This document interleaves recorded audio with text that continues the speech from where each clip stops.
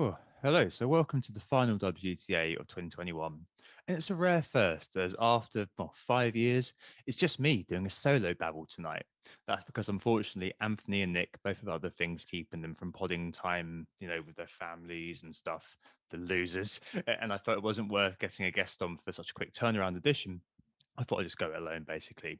That may mean I'll have to rely on my script more heavily than usual, unfortunately. Pause for dramatic effect. Oh, damn. Anyway, timestamp. I'm recording just after the end of the United Burnley game, the evening of Thursday, the 30th of December. I expect by the time you listen to this, every game on New Year's Day will be called off due to COVID. But I thought I'd just do a pod and try to stop worrying about the threat of being outdated. Although I'm sure this will be very, very quickly outdated, and learn to embrace the chaos. And now that I guess I'm on alone recording this, it strikes me just how odd this little hobby of mine is. Like, I'm here pretty late at night, getting mildly drunk, and like literally talking to myself alone in my kitchen. What has become of me, seriously? Anyway, or I guess and who got the assist? I'm Tom. You can find me on Twitter at WGTA_FPL. My usual co-host is Anthony at FPL Stag. Our mini league is now closed. I can come on to that in a minute.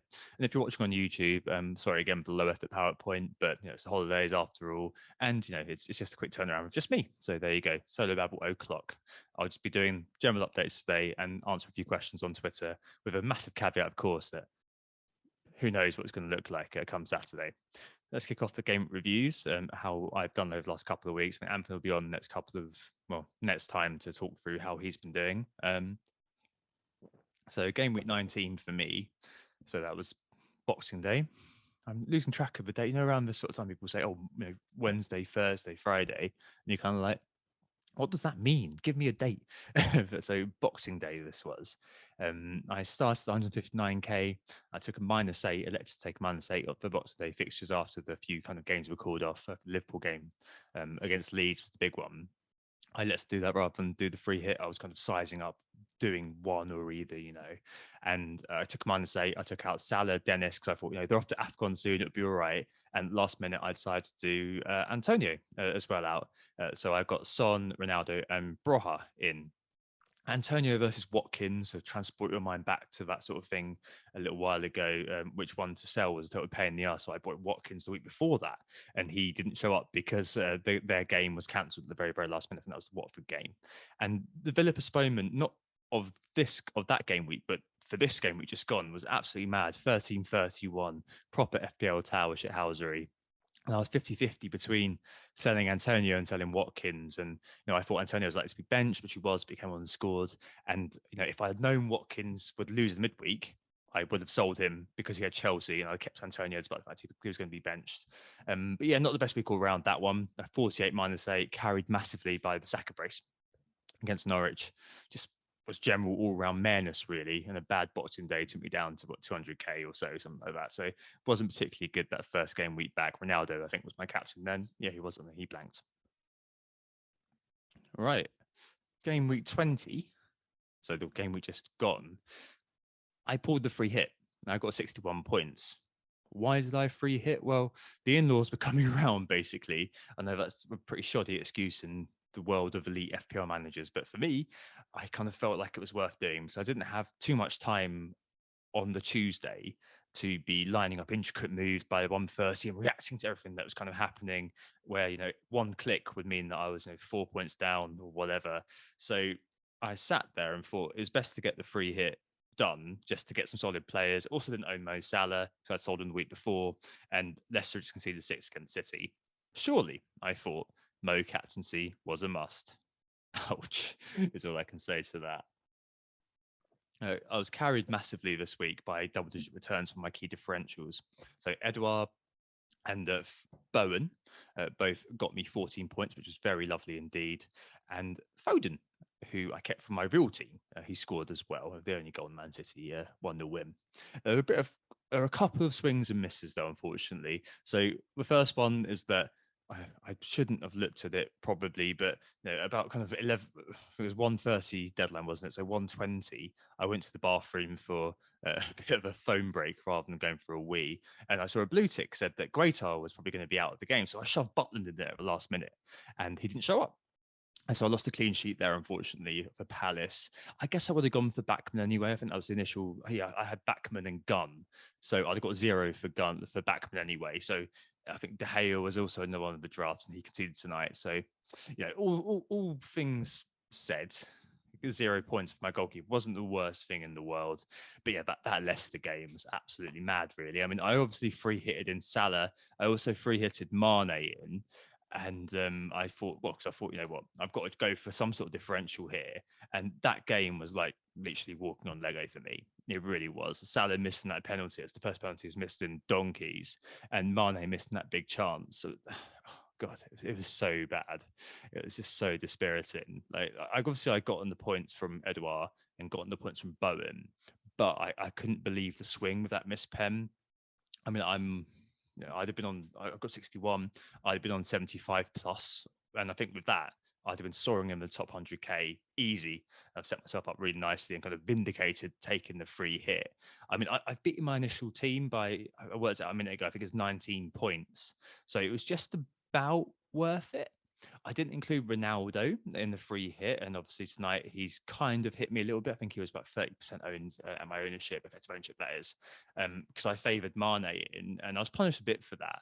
But I can't really hindsight that decision at all because there was no chance I was going to go without triple Liverpool ahead of that Leicester game. Leicester just conceded 6 against City. There was no way I was going to go without one of Jota or Mane. I'm not particularly upset about kind of the way I did go. And obviously Salah, God, I'm still ruining that penalty, like it feels like my standard outcome on FPL these days is that things will go well for me, but often not well enough when they do go well. Like I never kind of get that big bang that will take me up to the upper stratosphere. And I guess in some ways that means I'm perpetually chasing the dragon too. And it might well be the thing that keeps me hooked. Who knows? But yeah, 19 points over the original team. I'm assuming I'm perhaps being generous to myself, but I'm assuming that I'd have captained Jota for that game. I think that's all right. Not great, but all right. 7 out of 10 for the chip. I'm glad we've got 2 free hit cheaps, chips. Um, I'm now 115K or so. So I've gone up on average 30K in the last 2 game weeks overall. Don't forget that I went down to 200K last week and back up to 115K. There's a bit of a pendulum swing, effectively. I was inside the top 100K last night, but Ronaldo's obviously taking it down to 115K. But still, that's pretty decent, a 40% rise in rank, which is pretty nice. Ended my year at my highest OR since, well, no, I think my highest OR of this year. I think because I think we finished last year at 159K. Yeah, so that's nice. That's nice place to be. Anthony also free hit this week, by the way, didn't go as well. I'm assuming he was telling me the truth, and he said he was very busy tonight, but he only got 41, followed by 33 last week.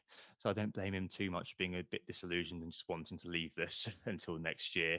He's still below 500K. I think 600K or so. He bought in and captains Mo as well, but his key differentials were like Zinchenko didn't play and Iheanacho didn't deliver. So yeah, quite a tough game week for Anthony yet again. Yet again, the cursed WGTA is still here. I'll do my objectives very quickly. I think next week what we'll do is do some kind of H1 review kind of thing, a sort of thing that's going to send shivers down the spine of some of our more professional listeners. But my objectives, I did kind of stick with the captaincy algorithm, of course, and even painfully this week. Obviously, you missed the penalty; you can't legislate for that. But I even free hitted to try to ensure that I did have the prime captain this week. So happy with that. Transfers and 50-50 situation. I can never say that 50-50 situation take the hit, and transfers take a chance on form. Well, I mean, I took the hit for Sonaldo in game week 18 and I free hitted this week, so I took that to its kind of optimal, the highest level it can possibly be in terms of taking the hit. I guess I took the chance on form in some cases. I think bad form more than anything else, I suppose, in backing Edouard and Butler against Norwich, and also Salah and Mane versus a patched up Leicester, and obviously mixed results there. But overall, I've been pretty good with my objectives this year. I don't think I've really missed out on anything. In fact, probably it's been to my detriment. Things like, taking the hits by Kai Havertz, which we'll go into a little bit next week, I'm sure, if we remember to do it. Min League update, just a quick one this week. There's a new number one. It is Troy Hope after a 62 pointer this week. He actually, no, there's two people in first, which are sharing the top spot. Troy and Caleb St. Affa, who got 68 points this week, Captain Son. They are both first, 1376 points. In third, staying in third, is Torian Petterson, 50 points this week only for him. Oh, God. In fourth, down from first, Ryan Quinn, free hit this week, just a 33 the time I did update this. Maybe he's got an auto sub in or something like that to make it better. But that's not good, is it? Not good at all.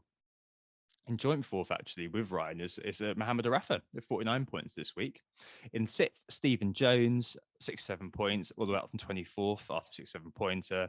In seventh, down from fourth, it's Anthony Harper, 54 points. But wend it like Bex, -8 this week. So Anthony went bigger there. And we've also got rounding off the top 10, 4 people in joint 8th. So Sam McAfee, 15, up from 15th to 8th after 59 points this week. James Carroll, J. Dot, he only got 49 this week. Captain Jota, he did avoid not owning Salah though, so he's not doing too badly. And also Pontus Gunlike, 64 points this week, up from 23rd. And Joachim Lengroff, up from 12th to 8th this week, 59 points -4. So yeah, well done to everybody who ends the new year in the top 10 of the Min League. And the market forces this week, well, obviously the game week has literally just finished. So we're going to see probably a few things change over time. But it's kind of unsurprising. Likes of Jared Bowen, the likes of Son Heung-min, still being brought in by a lot of people. 150k transfers, I think it is for Bowen, 100k for Son, understandable. The likes of Gallagher, 176k sales for him. People finally losing patience with the likes of Bernardo and Salah, almost 100k sales for Salah. Vardy's been sold by a lot of people as well because obviously he got injured, and Emmanuel Dennis is still attracting new owners. People don't know about AFCON, do they? 88,000 transfers for him. Antonio as well has been brought in by 75k, and just classic hold your transfers in these times, lads and ladies sort of situation. In fifth, transfers in this week. James Maddison, 73,000 people have transferred him in. Doesn't have a game this week because the Norwich and Leicester game has gone. So yeah, very reactive as you'd expect going into the new year. Right, listener questions then. Lots of questions about the upcoming double game week, chip strategy, players to target, standard stuff really. It's been Christmas time for all of us, bear in mind. But I guess for Ben Crellin, it's been like double Christmas squared with all of these postponements. There's so many things that are possibly going on in his head right now. I mean, he must be loving it, basically. It's worth a quick timestamp again that I'm recording on the evening of the 30th of December. And Ben said today that he's expecting announcements tomorrow, New Year's Eve, about 6-ish. So I suspect this will be gone by then. But hey, so just a quick one, just myself. So we don't have all the information yet. So it looks like I'll be parking questions on specific players, such as the one asked by Steve Wheeler, who asked which players to target for the time being. I mean, Ben says himself, don't confirm anything until we get the fixtures. I remember, either last year or the year before, it all blends to a mush after a while. But over the last couple of years, before a lot of fixtures, Ben thought were going to go into one weekend that were kind of getting swapped round. So we thought that there would be kind of Arsenal would have one kind of set of fixtures and they were the obvious ones, but it turned out they had a completely different set of fixtures and they were inserted in another way. So keep an eye on it. Don't make any moves yet. Things like buying in Madison early. I mean, I can understand perhaps why you have, but in the COVID context, I'm just not sure. I mean, we all learned our lesson from the likes of Watkins the other week. It just doesn't seem worth kind of taking the risk at the moment. Obviously, I remember the other week as well. Dear me, that's reminded me that there's so many people who are absolutely screwed over, weren't they, by FPL kind of crashing at 13:20. I mean, I was going to say do your transfer last minute. Maybe do your transfers 10 minutes before to try to avoid the last minute rush. It's awful, really. That I mean, I saw there were a few kind of hindsighters and kind of, I think people just trying to stir the pot basically on Twitter saying, oh, yeah, you shouldn't leave your transfer to the last minute. And it just makes me laugh because it's the same people who would say, don't make transfers too early. Like it's just the sort of thing that people write just to kind of, make themselves feel good about what they did. I mean, I got away with it. I did make my transfer, I think, on that day at probably about 1:15 because me and my family were about to go out, so I had to do it before we went. But I felt for people who had done it at 25 past, because it made complete sense. Like, a few people going, "Oh, you shouldn't do it. You should have anticipated that everything would fall off." That's absolute crap, in my opinion. That's like kind of like saying, "Oh, you know what? I had to pay." I think Seb Wassel made a very similar kind of analogy. It's like saying, "I've got to pay my credit card bill by the 8th of December, say. So I paid it. I logged on to pay it at 5 to 12 on the 7th, and the bank servers were down, so I'm still being penalized for that reason." Absolute rubbish to say that, you should have done transfers earlier. Pure hindsighting nonsense by those people. Anyway, I've completely digressed. But yeah, don't make early transfers. I think probably is something that we've all done it. I've done it recently with likes of Watkins and him buying him in. He's not played a game for me. He has played a game for me now, but he didn't play a game for me. I bought him, which is obviously a ridiculous waste of 4 points. So navigating that and navigating COVID means that it's very hard to give specific advice about players. And I guess most of this comes down the lens of hypotheticals. So if all goes ahead, lots of teams do double, what would you do? Maybe I won't be able to say buy this player or buy into this team because their teams like to be X and their opposition stories like to be X and Y. I'm not going to do that because I can I'm not really somebody who enjoys the logistics. I don't really care about, this game can move here because they've got a free midfield. I don't care. Just tell me what the answers are. I love and respect the fact that Ben Crellin and Ben Crellin and James from Planet FPL both absolutely love that stuff. Like, more power to them. But I simply don't care. It's not interesting to me. But hopefully next week we'll be able to give more detail on those specifics. Just kind of randomly too. I'm going to digress a few times, I guess. I'm like an old man in the pub, just with no one else to speak to and slow me down. I'm just off of one. But has anyone else actually, quite enjoyed the hand to mouth sort of week to week existence of this FPL scenario? Like, I find it really exciting.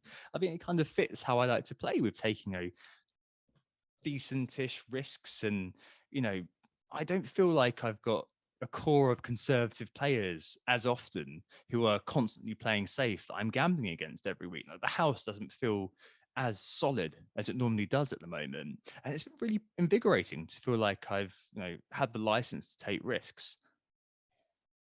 Like, today I went to Canary Wharf to see my mum, and I was listening to Planet FPL's great pod on the Y Word, and before I got there, it finished. So I started daydreaming for a bit, and because I was driving and paying attention, I wasn't daydreaming in a dangerous fashion. But as you do, you just kind of your mind just drifts, as I'm sure yours all have from listening to me babble on.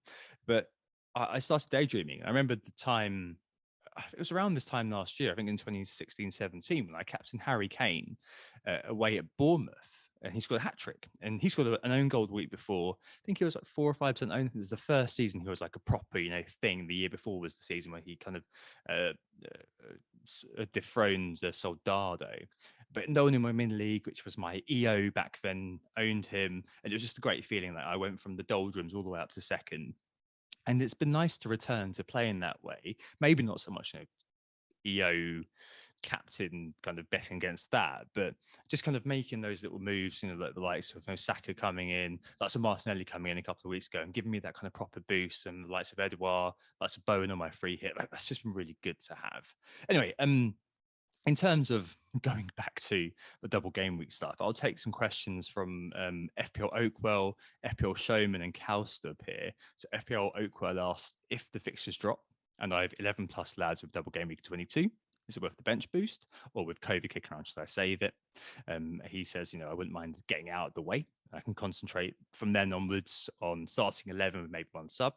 Cowstup, he just says, thoughts on bench boosting it, double game 22. Fair enough. And FPL Showman Z, he says, hi, Tom. There's a lot of noise in the community about chip strategies. What do you reckon is the optimal way of approaching upcoming potential double game weeks, factoring in the threat of random postponements? Bench boost, is it a definite save later? Would you hold the wild card as well with fixtures turning soon?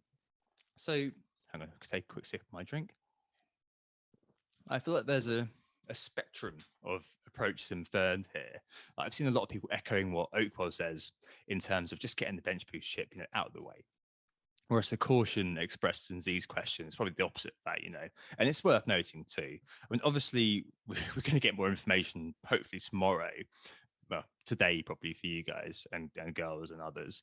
But I'm certainly minded to hold any chips and base my strategy around getting good 11 out for that week rather than using a bench boost. That's my kind of first thought on it. I mean, I've used my first free hit, so I'm definitely coming at it through the lens of wanting to save mine. But if you have got 2 free hits, then I'd certainly be in the frame of mind of using that. And there's an element, of course, of team specificity here too. Like, some people will end up with a decent squad of doublers, whereas others will need to make quite a few changes to kind of get it going. It's a bit like the COVID crapshoot, actually. When some people found themselves with 7 men and others still boast a full team, and you were like, shaking your fist angrily at the people who just like, oh, I'm just rolling. I've got 2 subs, lol. Like, it's fucking analytic FPL. God, what an absolute cookie. Anyway, I guess we've got 2 free transfers remaining until 22 and 1. Yeah, if 21 is announced, so it's crunch time really.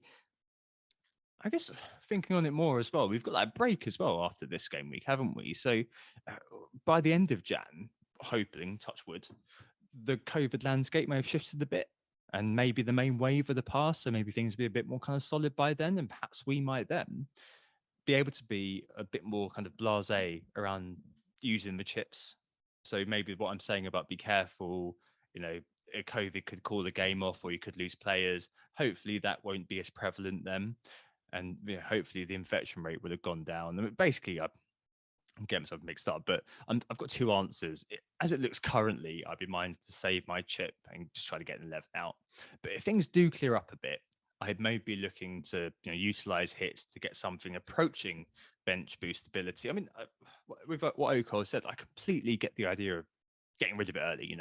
I think in the mind's eye of many a veteran manager, I'm going to get back on my bar stool here and start regaling you all. But back in my day, 2015-16, that double game week at the end, probably a few knowing nods in the audience. But for those who don't know, there was an amazing week where the likes of Alexis Sanchez, who was a big cheese back then, and Harry Kane scored 4 against Leicester that day.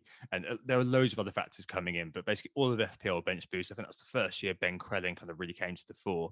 And we ended up with 170, 180 points or so. And I think that's the big kind of psychological marker in people's minds when they think about the late season bench boost. But since then, I don't think bench boosts have been that great. I think you're looking at about 100, 120 or so. The ceilings haven't been as big as they have been in the past. And I think as well, because of how good Ben Crellin is and how well known he is, that the benefit of bench boosting when at that time has diluted a bit, because loads of other people are going to be following what he suggests that you do, and rightly so. I mean, I think as well, what we've seen is there's a bit more rotation with the bigger teams around that sort of time. So it likes to be in Europe, and we're less likely to be able to kind of say with any certainty, bar Liverpool or something like that, who's going to be playing for Man City, And we don't really have like an Alexis Sanchez kind of character who's playing every game, and maybe Harry Kane will come back into it. Maybe that'll be Son this year, who knows? But I mean, I'd bloody love to get rid of it now. I just don't think I can. And I certainly wouldn't be wildcarding next week, that's for sure. I've seen a few people kind of mention that with the current situation being as it is. I think your risk of a player only playing 1 game out of the 2 in the double, which is normally fairly low as well, is still heightened at the moment. And also, in fact, given the medical confidentiality around who has or hasn't got COVID, you might not even know until the day of the game that you're a man down. That's another thing to bear in mind. I mean, just the medical confidentiality quickly. I just don't get it. I genuinely don't. It's not like players have got, gonorrhea or genital herpes or something, and it's embarrassing to say that they've got COVID. It's just, I don't understand, right? Because we report illnesses, we report broken legs. Why is COVID saying a player's out with COVID treated indifferently? I guess there may be some embarrassment if a player is revealed to be an anti-vaxxer and that kind of dents their personal brand or something. But I'm all for the more and more I see it, and the more ridiculous it seems, that we should have some sort of NFL style, full transparency, like Josh Moore's cheating advocates, just because. Well, I mean, all teams be on level playing field then, and it's kind of clear who has and who hasn't got it. I guess I can kind of see why if you are one of these people who's very into kind of a certain way of thinking, you might be thinking, oh, it's against their kind of civil rights to say if they've been vaccinated or not. But I mean, look at the NBA, for example. All the players have to be, and I don't really understand why football's any different in this country. That's for sure. And look at the numbers, the vaccine rates we said last week in the likes of Germany and Italy compared to the UK, and it's just staggering, really. Anyway, right. Where was I? Double game weeks. Yeah, I guess maybe I'm being pessimistic, but maybe I'd be too concerned at the moment to use my bench boost in 22. I prefer the free hit, remove players with a single, the likes of Cancelo, who you probably don't want to see the back of long term, but you might want to for 1 week. I probably don't want the bench boost. There's lots of games, to to be returned as well is something I'd also say. That lots of games that are going to have to be put back into calendar. There'll be more postponements, I'm sure. There'll be other double game weeks. I just don't want to spaff my load on the first double game week I see as well. As my mate used to say to me at uni, don't go home with the first person shows an interest. Go home with the best looking person shows an interest. As if you believe I was that sort of person. Anyway, there's a really good question buried in here too from Thomas Jones about how much we target lads who are doubling and if it's worth taking hits. So Thomas asks, how much weight should be put on selecting players from teams with confirmed double game weeks? While there are other greater opportunities to score points amongst Everton, Burnley, Villa, and Norwich assets, do you think it's worth taking a hit to bring one or two of them in? I'm definitely adherent of taking decent hits to get players in who do have gimmies on paper, especially if you've got a bigger team playing against them and you've kind of got a reasonable idea that this player is going to play. If anyone's playing Norwich in a double game, which is looking a bit sketchy now, given the fact that they've got the game called off for New Year's Day with Leicester, I wouldn't mind taking additional hit to get someone in to target that game. And even with a big team who have got a decent couple of games, like I probably take the additional hit just to get a player in. Like last year, I avoided John Stones because I didn't want to take an additional hit. Ouch. I mean, I'm obviously not advocating big hits for no reason. I don't think anyone would be, but I'm fine with taking a hit for a player who has a good fixture. And ideally, I'd like both a good game week and an okay medium term. 1 week punts rarely work in FPL, but sometimes you just fancy and you just kind of go for it. That's why a free hit would be perfect. This week with me, with Edouard, I had no interest in owning that guy, but I did have a great interest in owning that guy this week. I guess also I was thinking about something which come on to in just a minute, which is Reece James. And I think this links Thomas's question with this next question from the Dairy Cracker, which altogether, lots of actually asked this, and he acknowledges that himself. He says, "What do you do with Reece James, Dairy Cracker? Is Region the best replacement, despite the fact that he describes himself as a bit of a risk-averse manager? Is that worth doing?" Just to touch on Thomas's question one last time about kind of taking hits and who to get in and how much we weight double game weeks. One man I've been considering is Laporte, going a double up with Man City defense just because they're the best in the data. I mean, the one reason even though it probably is very sensible, and the EV police from Analytics FC will be fine thinking you need to do that move. The one reason I won't do it is because doesn't have a double. I don't think. I think he's one of the only teams that don't have a double. Something I'm a bit less interested. And I also saw that Cancelo is the sixth most transfer player in market forces. So the people are kind of doing it. I think Cancelo is more of a butt cover, but you know what I mean.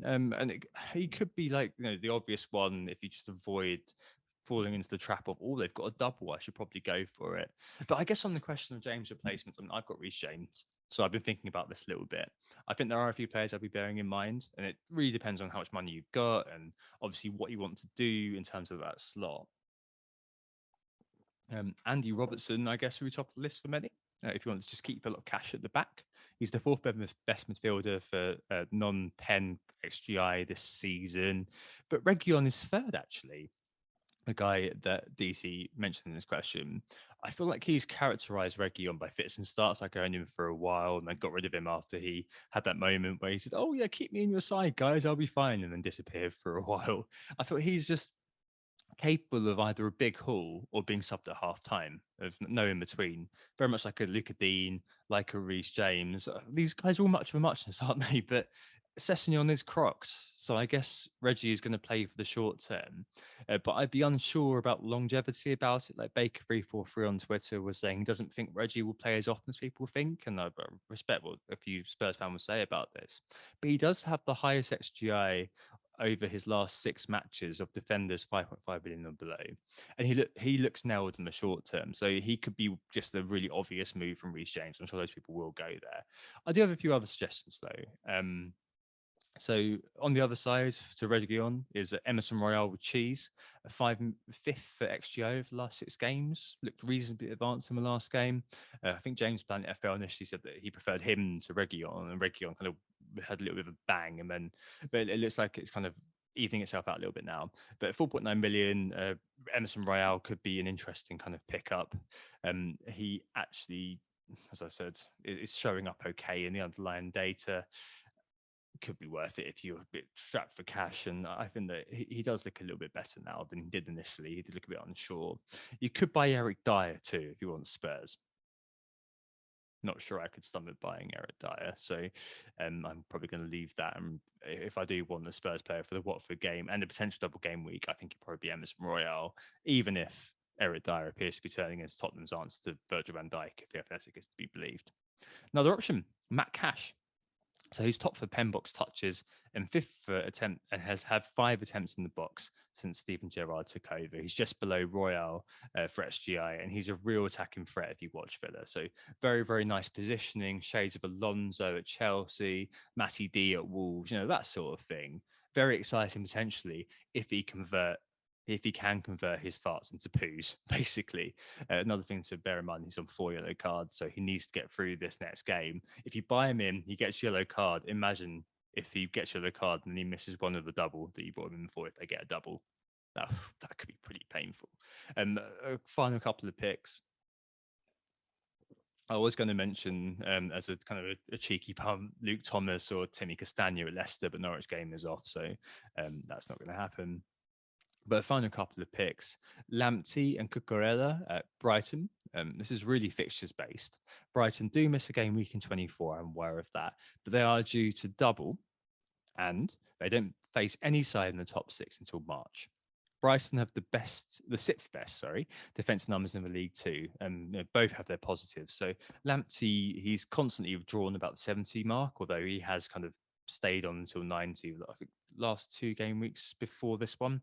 That's quite interesting because it means that he could be subbed off with a cleaning, which has happened not long ago, and his attacking number, his creative numbers are still decent. And 0.5 million more, Cucurella is slightly deeper, but the heat map isn't that bad. But what I really like about Cucurella when I looked into him was, well, apart from his astonishing mop of hair, seriously go and look it up, it's great, is his bonus point generation. A bit of a niche FPL point, one that's worth bearing in mind. He's the best Brighton defender for baseline BPS and actual BPS this season, and he's a top defender under 5.5 for baseline BPS over the last 6 games. Translation, if Bryson keep a clean sheet or if he gets an attacking return like he did this week, he's likely to get bonus points. Bryson, as I said, the 6th best defense numbers in the league, have a really nice fixture run here. He's a bit of a BAPS magnet, a bit like his compatriot Dave Azpilicueta at Chelsea. The fixtures and that make me think that he's pretty decent. And you could be looking at a player who's going to knock out 8 or 9 points for you should they keep a clean sheet and should they express those defensive numbers. I think that's more than all right. I mean, obviously his attacking numbers aren't amazing, but if you are kind of all about them, I probably would go for Reguilon. For me, I think it's between Reguilon, Cucurella, and Royal. I did have a look at Cucurella versus Royal. Reguilon does win.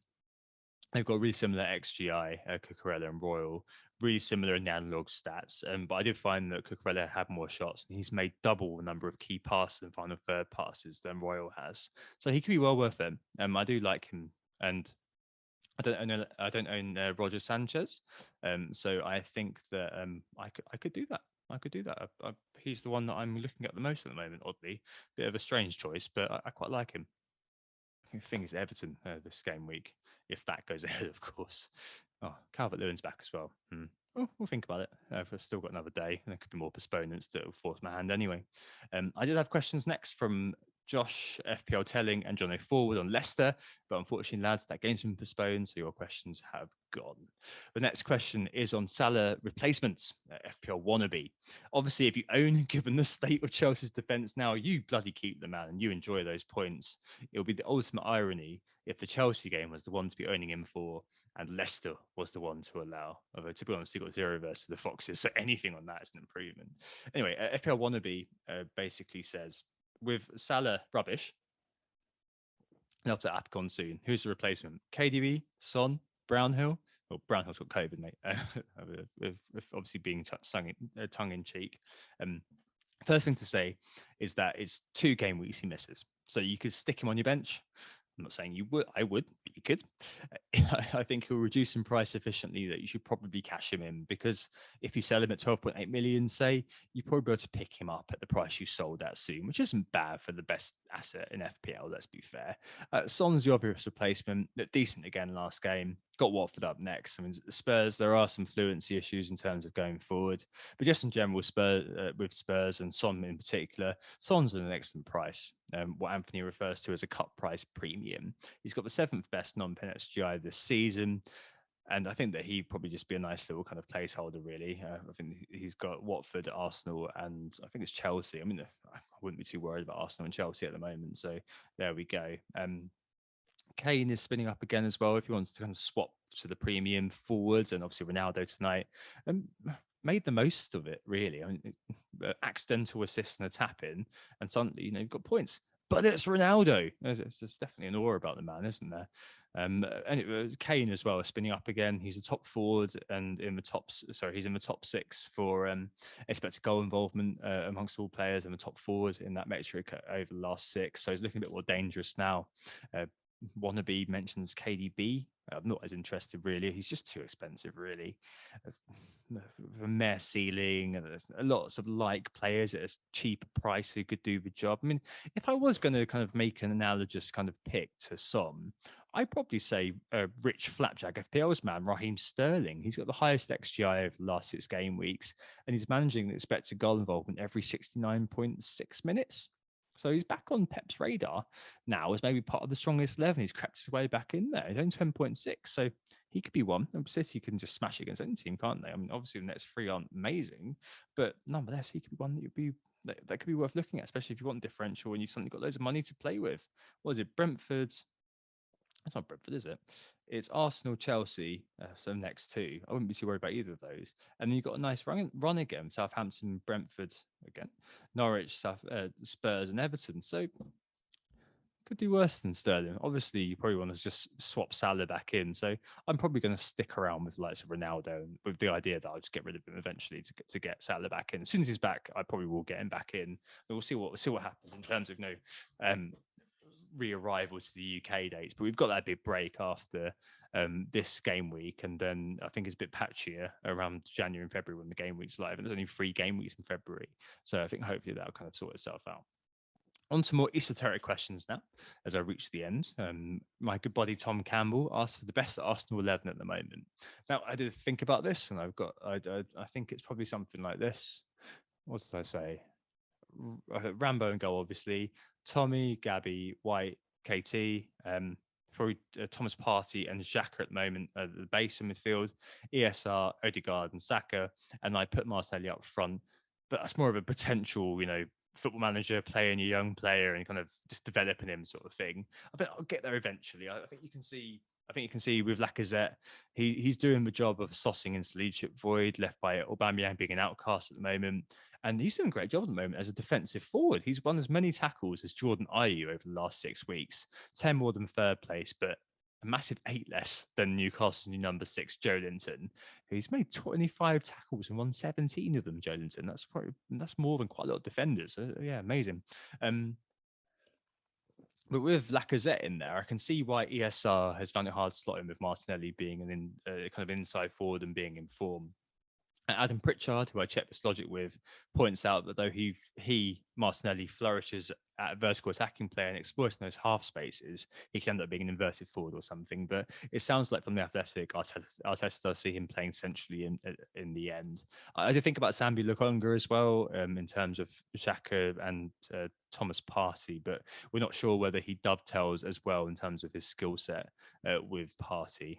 That's an add-on point there. But yeah, I like that team. Yeah, so Rambo, Gabby, Tommy, White, and Katie. I mean, that back five can stay together for years now, which is nice. You know, when I first started watching Arsenal, it was the classic back five. Could this be the renaissance of that? Probably not. Let's be fair. But that's a quite decent. I don't think Shaq is long for this team. They all love him. So you know, there you go.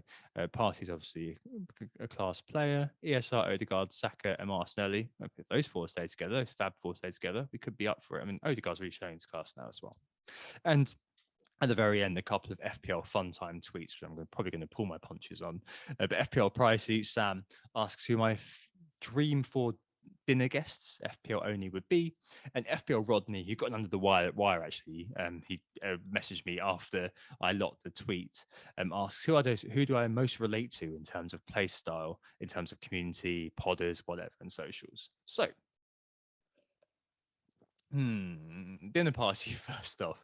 Well, I'm gonna the cop out answer is I'm lucky enough to own a podcast, or run a podcast, I should say, wherein I've had a virtual dinner, more of a drinking party with loads of people recording a pod.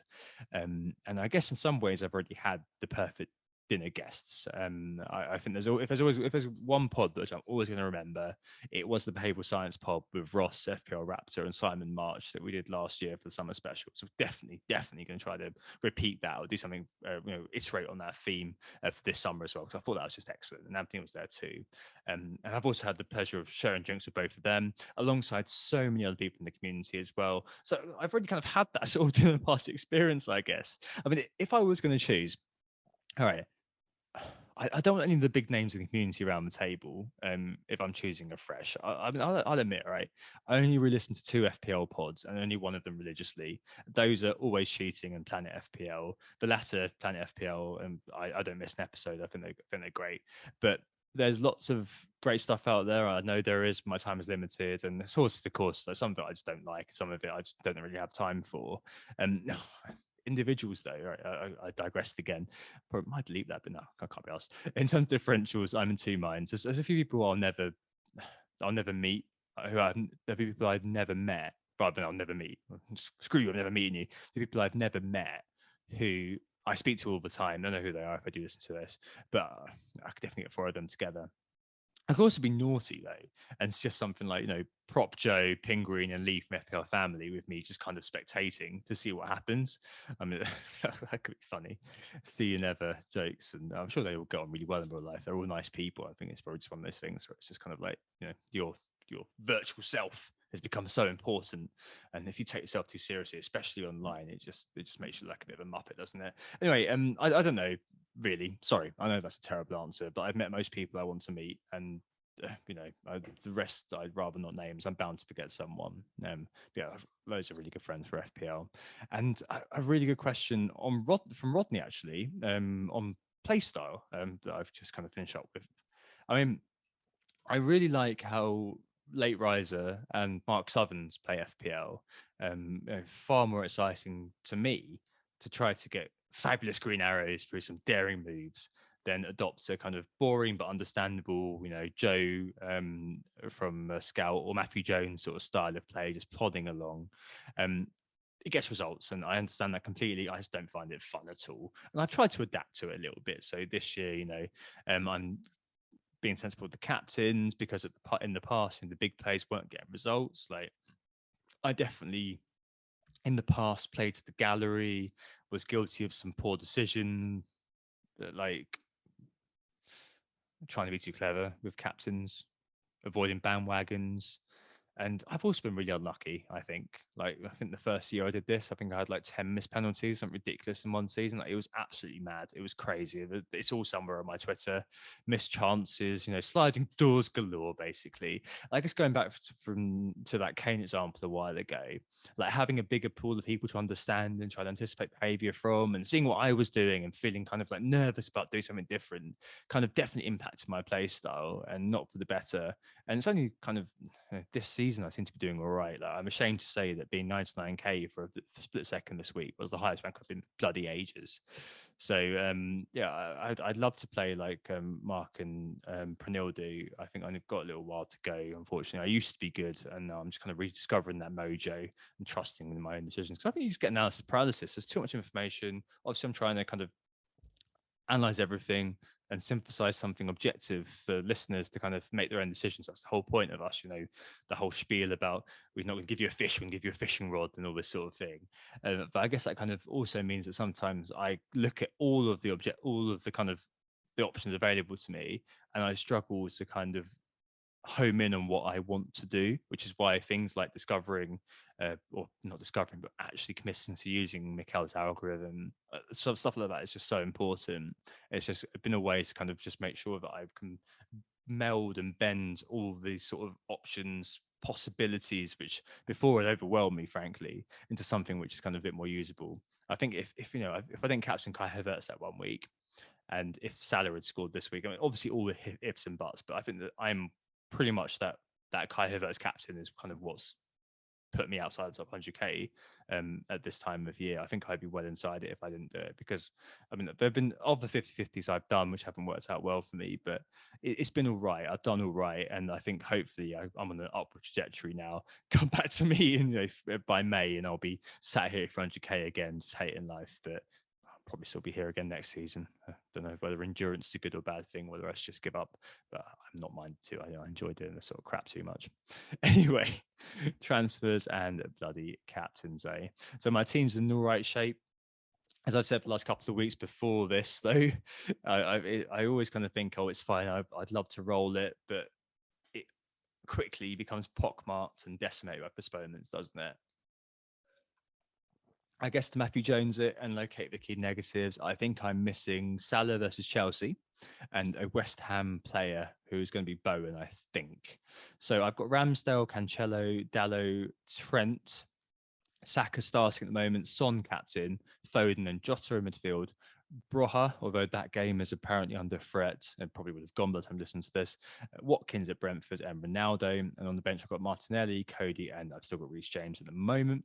I think what I'm going to do is I'm going to probably move James on for someone like Cucurella or Chicken Royale. I can't see Reece James, how he left the stadium, come back in time soon. And plus, their fixtures are pretty dire, aren't they? Let's face it. There's nothing about those fixtures which make me really interested. His price is going to plunge. He's not been great for a while. Liverpool, Man City, Spurs, and then 2 blanks. I mean, there's not very much keeping James around. It's just a good chance to get rid of him. I know General said on the pod a few weeks ago he's a season keeper, but I think even he would have changed his mind by now. So I think he's probably going to go. We've seen Cucurella and Chicken Royale, and then probably Martinelli to Bowen. I do like Martinelli a lot, but I don't want to drop Saka in this current form. I think he's just for a long time to the eye, he's been our best player. And it's great to kind of see. I mean, it might be a flash in the pan. He may go back to kind of promising much and delivering little, but at the moment, it's great to see him express some of his underlying numbers. It really is. And he's one of my favorite players just in general. So the two of those things together is great. I'm not averse to benching him this week, of course, but I did bring in Bowen. I don't know what I do actually, but Broha is probably going to be fine in the first bench as well. So yeah, I mean, I think it'll probably be those two. And captain wise, I'm torn between Son and Ronaldo. I'm bossed on Son at the moment, but after Ronaldo tonight, I guess I can hope United can breach the immovable object that is Wolves' defence. See what Mikel says. I mean, if he does say it's captain Ronaldo, I probably will do it. I'll probably do it reluctantly. I probably will do it. I suspect that he'll probably just keep playing those 90s. There's enough gap between now and I think it's the Monday that United play again. So yeah, we'll see. We'll see. Right, that's your lot. Thanks for bearing with me. I hope that was vaguely interesting. We'll be back next week with a full fat podcast, probably evaluating how teams are looking around the halfway point, as well as giving you that detail on specific players to buy on double game week. Then there'll be a bit of a break, I think, as we head into that lull that I mentioned a while ago. There's no Premier League due to the FA Cup third round, isn't it? Yeah. Speak soon. In the meantime, hope this is due in 2021. Hope this was all right as well. Happy New Year to all of you from myself, Anthony, and Nick. Speak to you next year. Goodbye.